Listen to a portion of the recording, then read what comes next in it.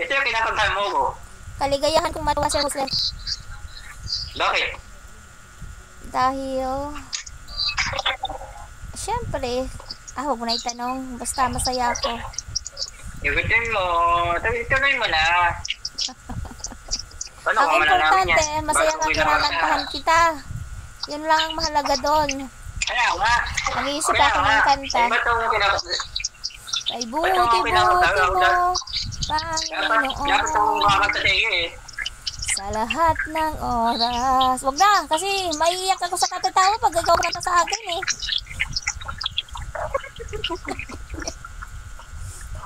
Sumasakit lalo ang tiyan ko. Bakit? Kasi kinanta kita. Ang kanta ko noon, alam mo ba, yung nasa Basbati pa ako, ang kanta ko noon habang nakasakay ako sa kalabaw. Nabigo ba ang iyong pag-ibig sa mga pangarap na iyong binuo sa Medyo, may bus ka na yan?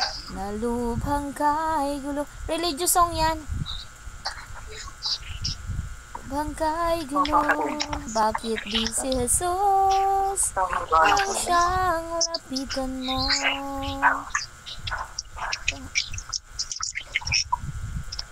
Ano nga ba yung karugtong? Nakalimutan ka. Lahat ng hirap ay napapawi sa'yo. Kalimutan ko na yung karugtong. Okay lang ba lang? Naglihok akong ulo kay dunay kinabuhi. Tunay kinabuhi. Naglihok akong balikat kay tunay kinabuhi. Jesus, buhatag ka na ko.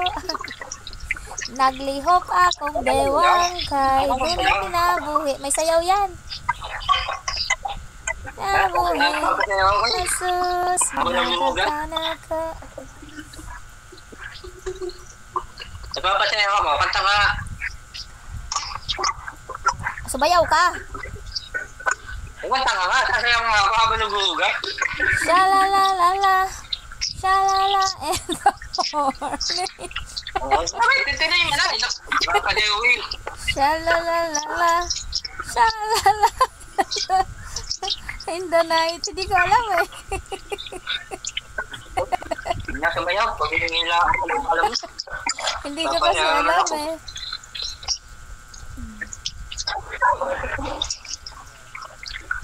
Papasayaw naman ako sa kanta mo. Habang naghuhugas. Buti naman at napapasayaw ka.